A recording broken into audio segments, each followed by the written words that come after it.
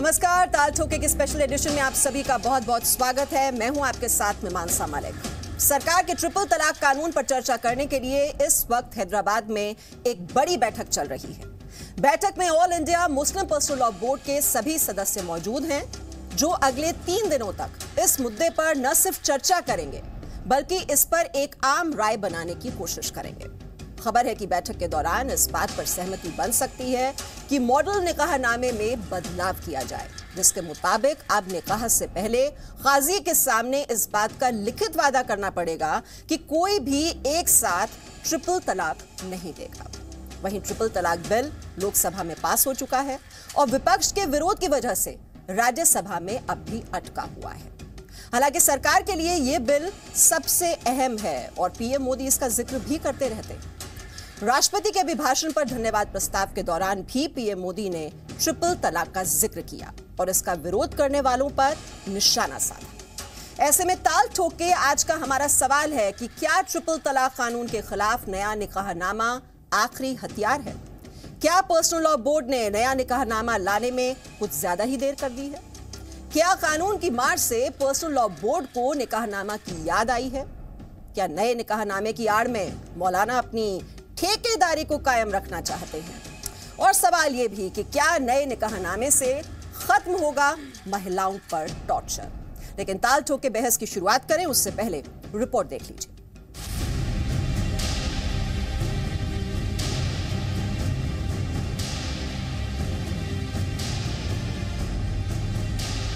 Motion is adopted and the bill is passed. Let the lobbies be clear.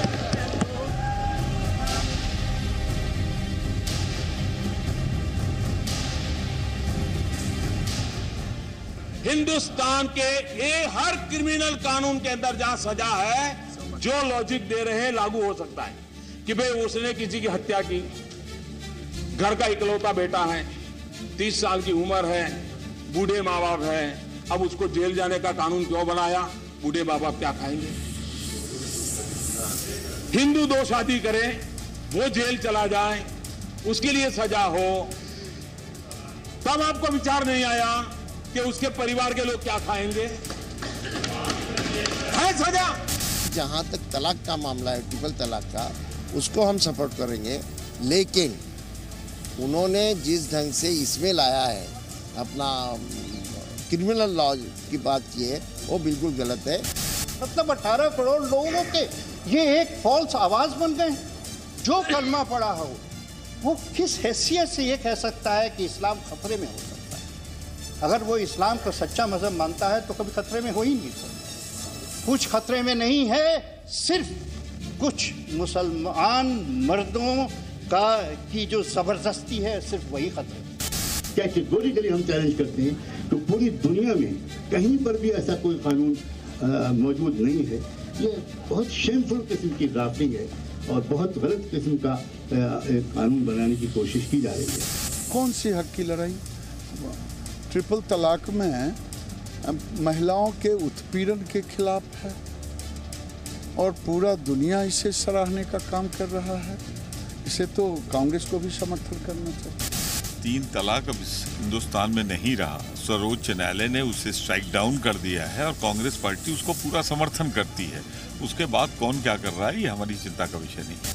3 तलाक का जो मसला है यह हल होना ही चाहिए और इसमें एक मत की बहुत ज़्यादा चांस दिख रहे हैं और बरसों से बंदिश की ज़िंदगी जी रही मुस्लिम विवाहित महिलाएं, उनके जीवन में सुधार भी आएगा। सरकार की नीयत क्या है? इंसाफ दिलाना नहीं है। इंसाफ दिलाने की बात औरत का एक बहाना है, निशाना शरीयत है। और इस वक्त की बड़ी खबर यह है कि ट्रिपल तलाक बिल पर चर्चा के लिए हैदराबाद में all India Muslim personal law board की बैठक शुरू हो गई है, जो अगले 3 दिनों तक चलेगी। इस बैठक में सरकार के बिल के साथ ही मॉडल निकाहनामा में बदलाव के प्रस्ताव पर भी चर्चा होगी, जिसके जरिए एक साथ ट्रिपल तलाक पर रोक लगाने की कोशिश की जाएगी।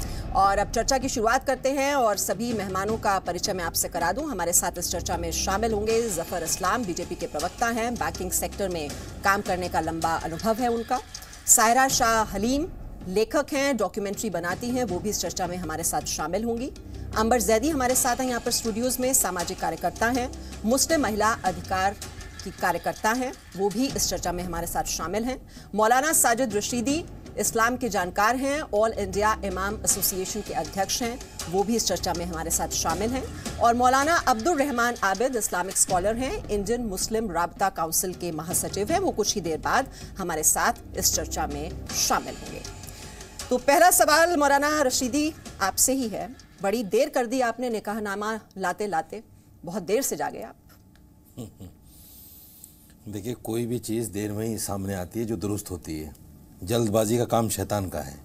सारे तथ्यों को देखना पड़ता है, सारी चीज़ों को समझना पड़ता है, उसके बाद ही कोई अच्छी चीज़ लाई जा सकती है। दूसरी बात यह है कि सुप्रीम कोर्ट में पहले भी मॉडल निकाहनामा हमने पेश किया था, लेकिन दुर्भाग्यपूर्ण उसको नहीं सुना गया, नहीं देखा गया। अब फिर उस पर एक कोशिश है।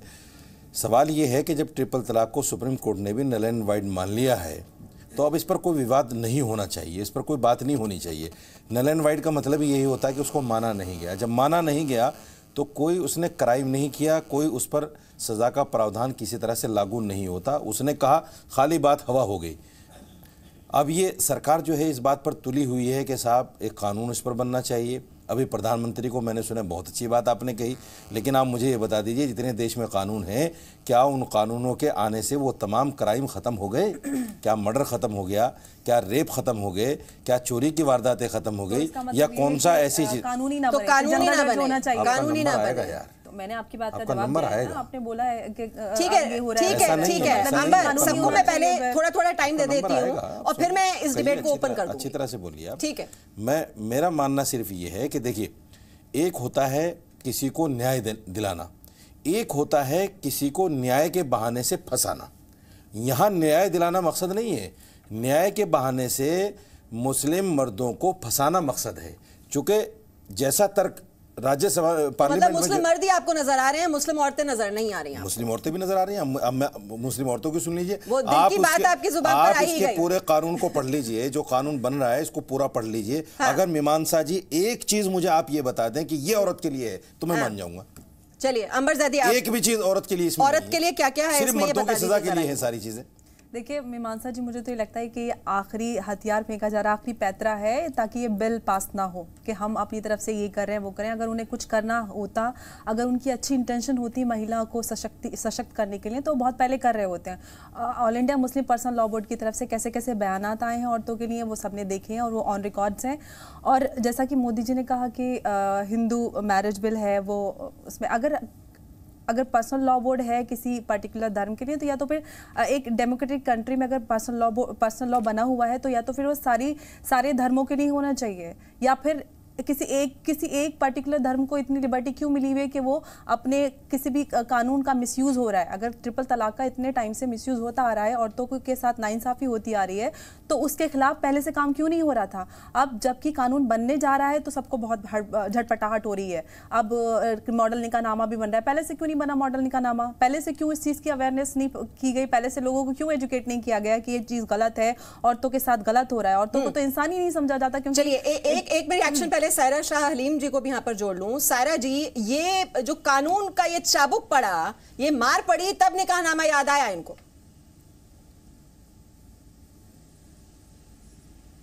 जी एकदम। पहले तो all India Muslim personal law के जो जितने मेंबरान हैं तो ये अपोज कर रहे थे बिल को, लेकिन ये अच्छी बात है अगर वो राजी हो रहे हैं कि एक नए तौर से अगर वो कुछ अमेंडमेंट लाना चाह रहे हैं या कुछ चेंजेस ला रहे हैं, तो मुझे लगता है वो जायज़ है। पहले तो उनको अपोज नहीं करना चाहिए था, लेकिन अगर वो अभी जो है अग्री कर लिए हैं जो बिल को, क्योंकि अभी राज्यसभा में वैसे भी पास हो जाएगा, लोकसभा में तो पास हो गया है और सिर्फ समय की बात है, वो राज्यसभा में भी पास हो जाएगा। सुप्रीम कोर्ट ने अपना दे दिया है वर्डिक्ट, तो और कोई अभी चारा नहीं रहा।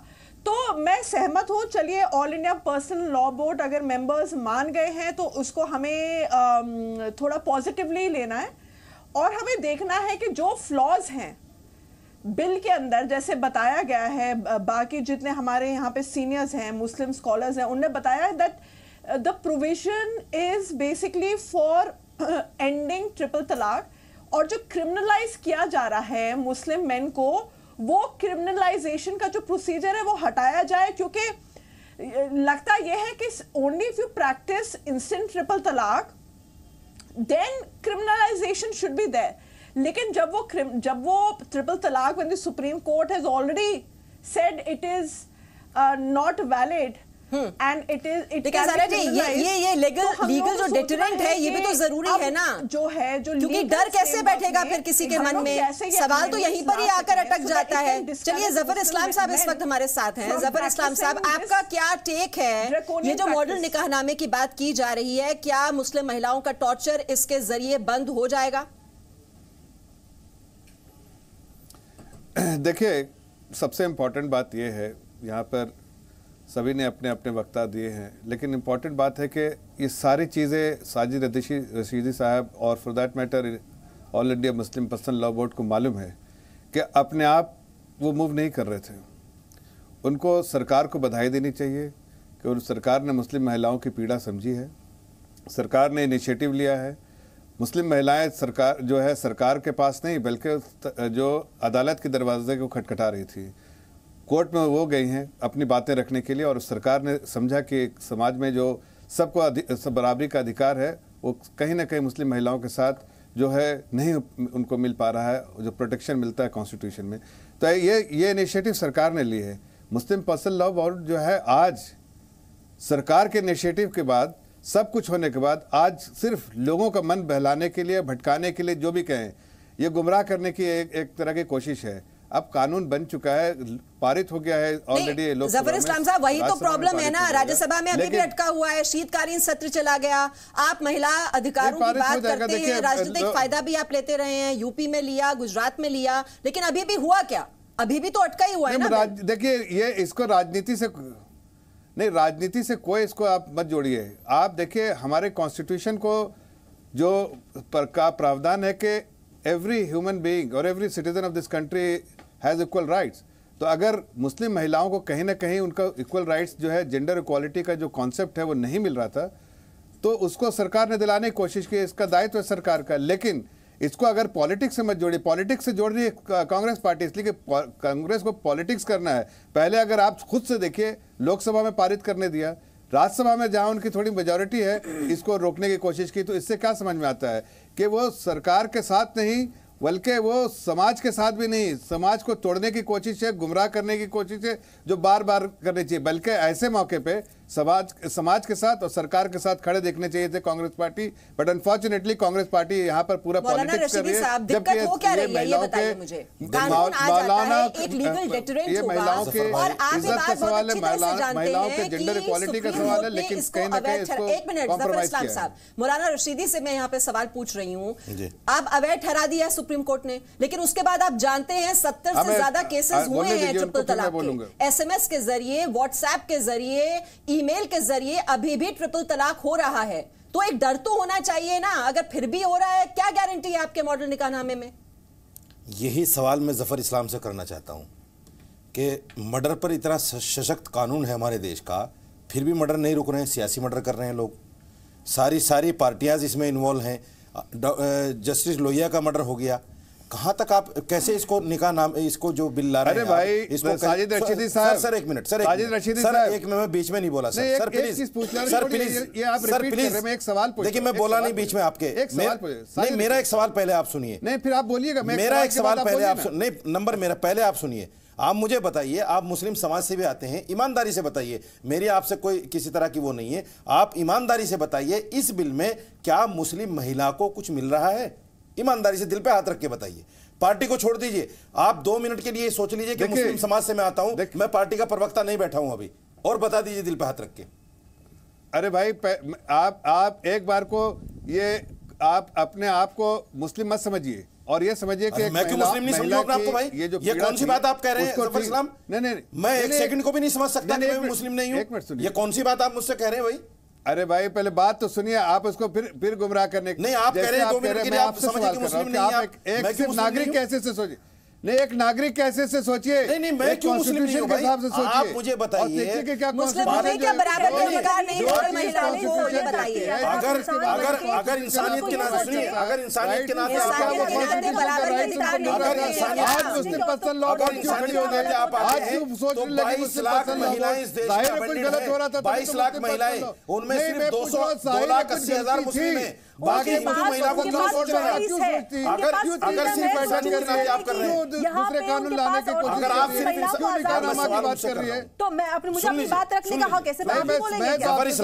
जफर इस्लाम मुझे बताइए, अगर इंसानियत के नाते आप कर रहे हैं तो वो हिंदू महिलाएं कहाँ जाएंगी बेचारी, जो 19 लाख कुछ के करीब है। मौलाना साहब, आप हिंदू महिलाओं की चिंता करना छोड़ दीजिए, आप हिंदू महिलाओं की चिंता छोड़ दीजिए, या फिर इस चीज का जवाब दीजिए मुझे महिलाओं की बात कीजिए। मुस्लिम महिला को इस कानून में आपने क्या दिया, ये मुझे जवाब दे दीजिए। आप दोनों में से एक जवाब नहीं दे सकते। उसके पास कानूनी हथियार है, वो जा सकती है कोर्ट में। भाई आपके बगल में 2 मुस्लिम महिलाएं बैठी हैं, क्या आप बताइए ना, स्टूडियो में बैठे हैं ना, साजिद मुस्लिम महिला को मत कहिए, महिलाएं बैठी हैं सर, इनके यहाँ तो तलाक पढ़ी जाती है, दी नहीं जाती, महिलाएं बैठी हैं, इसलिए मैं इनकी राय को मैं तो मानता नहीं इसमें। आपकी राय का महत्व होता है, दूसरे की राय का शिया समाज में तलाक पढ़ी जाती है, तलाक दी नहीं जाती है, क्या तो है ही नहीं। महिलाएं बैठी हैं, छोड़ दीजिए उसको, आप बताइए मुझे, बातें नहीं सुनी, आप बताइए मुझे, आप बताइए। आपके बात करने के इमीडिएटली बाद उन लोगों ने अपनी बातें रखी हैं। क्या उनकी आप भाग रहे हैं मेरे सवाल से? क्या आप मेरे सवाल से भाग रहे हैं? नहीं समझ। अरे भाई 2 मुस्लिम महिलाएं तो बैठी हैं। नहीं, मेरे सवाल से भाग रहे हैं। से पूछिए, आप दीजिए ना जवाब मुझे। नहीं है क्या? आप अपने दिल पे हाथ रख के मुझे जवाब दीजिए ना। आप तो नहीं, सवाल क्या है? मैं तो आपसे कर रहा हूं, मैं तो कह दिया आपका डबल रोल बनता है। एक पार्टी के नाते आप जवाब देंगे, आपको दूसरे मुस्लिम समाज का होने के नाते आप जवाब देंगे, आपका डबल रोल बनता है। पूछ रहा हूं, जेंडर इक्वालिटी आपको दिक्कत है, आपको बराबरी का हक देने में कोई दिक्कत है? क्या बराबरी का हक है इसमें? तो औरत को भी जेल में डालिए, देने में कोई दिक्कत है तो औरत को भी जेल में डालिए, औरत को बाहर छोड़ रहे हैं, मर्द को अंदर ये बराबरी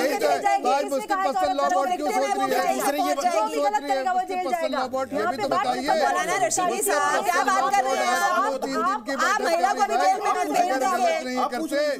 क्यों सोचने पर मजबूर हो गए? मौलाना रशीदी, मुझे एक बात बताइए, आप महिलाओं को भी जेल में भी भेज देंगे जो पीड़ित है? बराबरी का हक देना चाहते हैं आप दे रहे हैं, ये इंसाफ। शोहर को जेल में डाल के उस औरत को फुटपाथ पर लाकर बराबरी का हक दे रहे हैं। पहले कहाँ जाती थी वो?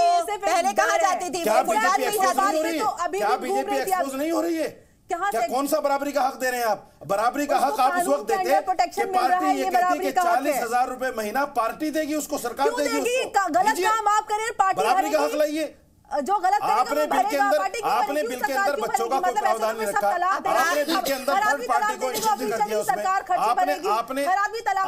आपने जो है मजिस्ट्रेट को उसमें फुल पावर दे दी, जो डाउरी एक्ट में भी मजिस्ट्रेट को फुल पावर है। आपने चल अचल संपत्ति को लेकर जो कोई बात नहीं सोची। एक मजदूर आदमी कहां से, मजिस्ट्रेट कहां से लेकर देगा पैसा उसको? अच्छा एक मिनट रशीदी साहब, एक मिनट आपने कुछ नहीं सोचा औरत का इसमें? मौलाना आबिद आ चुके हैं स्टूडियो में और अभी जरा आप 2 मिनट शांत हो जाइए, जरा शांत हो जाइए, सबका एक रिएक्शन भी ले लें आप और आराम से आप बात रखिए अपनी। मैं बिल्कुल शांत हूं। नहीं बिल्कुल शांत हूं। नहीं 2 मिनट मौलाना रशीदी साहब 1 मिनट। मौलाना आबिद मुझे बताइए, ये मॉडल निकाहनामे की जो बात अब की जा रही है, एक तो बहुत देर से की जा रही है, और क्या सोल्यूशन इससे निकलेगा? ये तो कानून की चाबुक पड़ी तो आप जागे, पहले ले आते आप, पहले क्या कर रहे थे? और कैसे ये सोल्यूशन हो जाएगा प्रॉब्लम का? ये तो लगातार हम देख रहे हैं, बढ़ता जा रहा है मामला, बढ़ता जा रहा है। मेहमान शाह जी, असल में कुछ तो हम लोग नहीं बता पाते और कुछ लोग जो है हमसे जानना भी नहीं चाहते। हम अगर बताना भी चाहते हैं पॉजिटिव चीज़ों को, मुसलमानों की खबरें तो निगेटिव कुछ भी हो जाए तो फ़ौरन खबर अखबार में भी छप जाएगी, टीवी मीडिया पे भी चल जाएगी। पॉजिटिव मुसलमान जो है 100 पैसे का काम कर ले तो आधी खबर भी नहीं चलती। मुसीबत ये है, 22 साल पहले all India Muslim personal law board ने एक मॉडल निकाहनामा तैयार किया था। उस वक़्त उसमें एक ऑप्शन रखा गया था तलाक़ तफवीज़। उसका मतलब ये होता है कि मर्द जो है उसे जो हक़ तलाक़ का दिया गया है वो अपनी सहमति से अपनी बीवी से निकाह के वक्त ये बात मुआहदा तय कर ले, एक एग्रीमेंट कर लें कि भाई दोनों की सहमति के बगैर तलाक़ नहीं दिया जाएगा, औरत की सहमति लेकर ही वो उसको तलाक़ देगा। तो ये हमने तो 22 साल पहले भी किया था। आज जो लागू क्यों नहीं हुआ और वो इफेक्टिव नहीं हुआ? मौलाना तो ये मानने में कोई इसमें वो नहीं है ना। आपका सवाल ये देखिए, ये डैमेज कंट्रोल हो रहा है, ये फेस सेविंग एक्सरसाइज है। आप क्यों नहीं मानते इस बात को? नहीं, आपका सवाल बहुत वैलिड है, बहुत सही है। देखिए, लागू इसलिए नहीं हो पाता कि all India Muslim personal law board जो है वो एक अखलाकी बॉडी है कि अखलाकी तौर पर लोगों से अपील कर सकता है। उसके पास कोई नाफिज करने के लिए कोई फोर्स नहीं है, पुलिस फोर्स नहीं है, कोई कानून उसके पास ऐसा नहीं है कि वो तो इसीलिए तो कानून आ रहा है। इसलिए मौलाना अब्दुल इसीलिए तो आ रहा है कानून। अगर कानून आ रहा है मीमांसा जी, अगर कानून आ रहा है तो बहुत, देखिए मैंने पहले भी कहा था जब ये बहस शुरू हुई थी, जब तक कानून आने की बात भी नहीं हुई थी, सुप्रीम कोर्ट का फैसला भी नहीं आया था, आपको याद होगा उस वक्त भी अनेक मरतबा हमने ये बात कही कि देखिए इसमें कानून तो बनना चाहिए, लेकिन कानून वो बने जो शरीयत से टकराता ना हो, शरीयत के बगैर टकराए हुए। गवर्नमेंट चाहे तो आज भी कानून को इसको ऐसा बना सकती है। टकराव हो रहा है? हाँ, टकराव है शरीयत के कई मामलों में इसमें टकराव है। जफर इस्लाम साहब अगर मुझसे ये वादा करें कि मैं वो मुझे टाइम दे किसी वक्त, तो वो मेरे साथ बैठ जाए या अपनी पार्टी के दूसरे जिम्मेदारों को साथ लेकर के बैठ जाए, या पर्सनल लॉ बोर्ड के जिम्मेदारों को पीएम साहब से या इस कमेटी से, नहीं जो मीमांसा जी, मैं बात पूरी कह दूं, जफर साहब बैठे हुए हैं, बात पहुंच जाएगी। मैं कह रहा हूं या तो all India Muslim personal law board को प्राइम मिनिस्टर हमारे टाइम दे दें, वो 15 मिनट में बैठ के मसले को समझ ले, या वो ग्रुप ऑफ मिनिस्टर जिसने ये मसौदा तैयार किया है वो बैठ के समझ ले, या जफर साहब जो है हम जैसे लोगों के साथ बैठ जाए तो हम समझा दें, आप समझा दें, आगे भाषा का इस्तेमाल किया गया है मुस्लिम महिलाओं के समझा लिए। दीजिए मौलाना अब्दुल, ये कानून बहुत फायदेमंद हो जाएगा, टकराव नहीं होगा, मुसलमान आपके साथ खड़ा होगा। चलिए ये टकराव कहां पर है ये समझने की कोशिश करेंगे हम। मौलाना अब्दुल रहमान आबिद, मुझे ये बताइए, ये पैंतरेबाजी नहीं है तो और क्या है? ये तो लीपापोती करने की कोशिश हो रही है। नहीं, ये लीपापोती की कोशिश है। मैंने जैसा कहा कि देखिए, अगर सरकार इस कानून को वाकईतन अच्छा बनाना चाहती है और ऐसा बनाना चाहती है कि इससे महिलाओं को भी फायदा हो, बच्चों को भी फायदा हो और पूरे मुस्लिम समाज को फायदा हो। देखिए, कोई आलिम, कोई पर्सनल लॉ बोर्ड हरगिज ये नहीं चाहता कि मुसलमानों में इस तरह का क्राइम फैले, चूंकि ये भी एक क्राइम है। ये भी इस तरह से आप टॉर्चर कर दे, अनाप शनाप जो नशे में आए या गुस्से में आए या तैश में आए, कोई नहीं चाहता, ना कोई इसका समर्थन करता। लेकिन हम ये चाहते हैं और पर्सनल लॉ बोर्ड भी ये चाहता है और तमाम मुसलमान ये चाहते हैं कि उसको शरीयत के दायरे में ला करके आप ऐसा कानून बना दिए और बहुत आसानी के साथ बन जाएगा। हुकूमत की मंशा भी पूरी हो जाएगी और पर्सनल लॉ बोर्ड की मंशा भी पूरी हो जाएगी और उसका फायदा भी होगा। पहले क्यों मंशा नहीं थी अब्दुल रहमान साहब जी? अब्दुल रहमान साहब, पहले क्यों मंशा नहीं थी ये बता दीजिए। पहले मैंने कहा ना 22 साल पहले। अब देखिए जफर भाई, आप उस वक्त शायद नहीं थे पब्लिक लाइफ में। 22 साल पहले काजी मुजाहिदुल इस्लाम, सरकार की नियत पर सवाल क्यों उठाया जा रहा है? आपको सरकार की नियत पर क्यों शक हो रहा है? सरकार की नियत पर शक नहीं मुझे तो देखिए, ओवैसी साहब कहते हैं कि नहीं, सरकार की जो नियत है वो तो सिर्फ शरीयत को निशाना बनाना चाहते हैं। 22 साल पहले काजी मुजाहिदुल इस्लाम कासमी जब पर्सनल लॉ बोर्ड के सदर थे, उस वक्त वो मॉडल निकाहनामा तैयार किया गया था। लेकिन जैसा कि मैंने कहा कि पर्सनल लॉ बोर्ड के पास मैं ये पूछ रहा हूं आपसे, मैं सिंपल सा सवाल पूछ रहा हूं आपसे। हाँ, आज भी, और हम कहते हैं चलिए पुरानी बातों को छोड़ दीजिए आप। ये महिलाएं जो हुआ तब आप कहाँ थे? नहीं जफर साहब, हम हर बात में ये कहते हैं कि साहब 70 साल में ये हुआ, लेकिन अब नहीं होगा। छोड़ दीजिए आप, क्या हुआ क्या नहीं हुआ। आज से आप ये तय करा लीजिए, आप सरकार से ये तय करा लीजिए। सवाल क्यों उठता है? या होम मिनिस्टर साहब, मौलाना आबिद, एक मिनट, कमेटी जो है पर्सनल लॉ बोर्ड के शाहबानो के केस में क्या हुआ था? इसके जो कुछ भी इस तरह के हैं, कॉम्पनसेशन भी नहीं मिला था, सरकार पर दबाव डाला, सुप्रीम कोर्ट का फैसला पलट गया। देखिए, मुझे भरोसा है, एक बार अगर मौलाना बात हो गई या होम मिनिस्टर की या ग्रुप ऑफ मिनिस्टर्स की बात हो गई, एक बार अगर पर्सनल लॉ बोर्ड के जिम्मेदारों से बैठ के बात हो गई, जफर भाई, मुझे यकीन है कि सारा समाधान निकल आएगा और सारा पॉजिटिव लाइन पे मामला हल हो जाएगा। मामला ये सुप्रीम कोर्ट में जाता ही ये इनिशिएटिव सरकार ने लिया, आपने क्यों नहीं लिया? हक नहीं है जब उसको ये सरकार के लिए आप एक्शन में आए। उसमें उसमें देवबंदी भी है, उसमें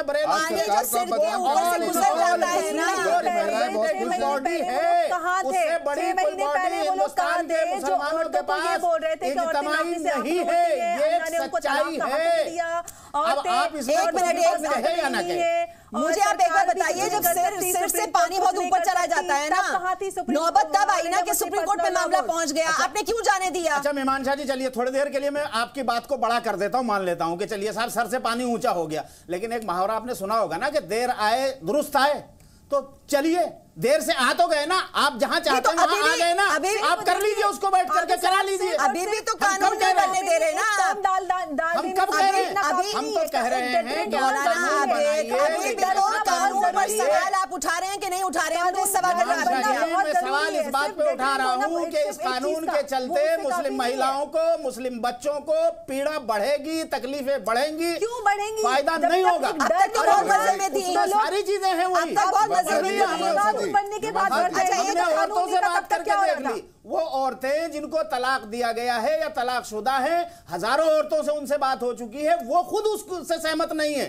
तो भाई जिनके लिए आप कानून बना रहे हैं, अगर वही सहमत नहीं है तो क्या फायदा है इसे? कहना चाह रहे हैं आपसे, अगर एक मिनट मौलाना, एक मिनट आप कह रहे हैं ना कि मुस्लिम महिलाएं कुछ नहीं, सुन तो लीजिए ना, रखे तो मुझे सुन तो लीजिए 2 सेकंड की या 10 की। मौलाना आप 2 मिनट रुक जाइए। सायरा ये कह रहे हैं कि मुस्लिम महिलाएं नहीं चाहती। बताइए, मुस्लिम महिलाएं अगर नहीं चाहती तो सुप्रीम कोर्ट का दरवाजा क्यों खटखटाती? 95-97% महिलाएं नहीं चाहती, ये सच्चाई है। सर्वे करा लीजिए। सर्वे हो चुका है मौलाना आबिद, और उसके रिजल्ट्स भी सबके सामने हैं। ये सर्वे फर्जी हैं, ये अपने मौलाना आबिद 2 मिनट सायरा जी। नहीं, देखिए ये एक ना ये दकियानूसी लॉ था, इस डनवे में सुप्रीम कोर्ट ने हिसाब से तो कुरान भी दकियानूसी है, इस्लामी दकियानूसी है। आपकी जो सोच है, आपकी सोच के हिसाब से तो कुरान के सारे अहकाम दकियानूसी दिखाई देते हैं आपको, इसलिए कुरान आपको हुक्म देता है पर्दा करो और आप बेपर्दा घूम आती है।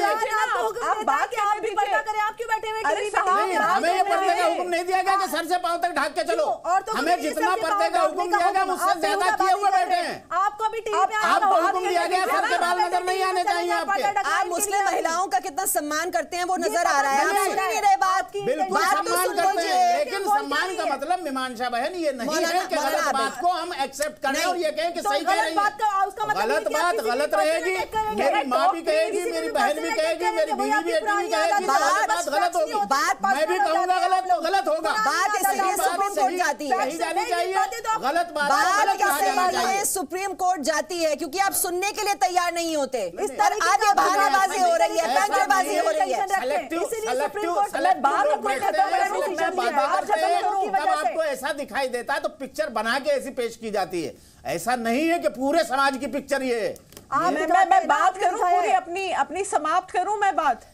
लेकिन बात ये है जो बिल है उसमें प्रोविजन रखना चाहिए तलाक का।